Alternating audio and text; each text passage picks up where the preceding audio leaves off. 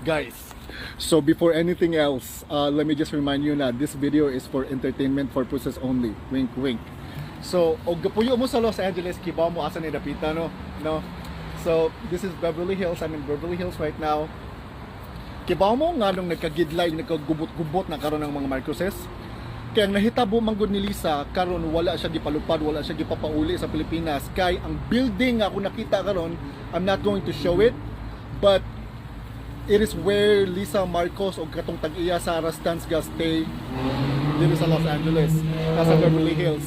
So ang nahitabo manggod ani god kay si Lisa o kining lalaki nga tag-iya sa kanang di na ko i-mention nga tag-iya Sarah Stans na overdose manggod di ni siya tigamit og drugas.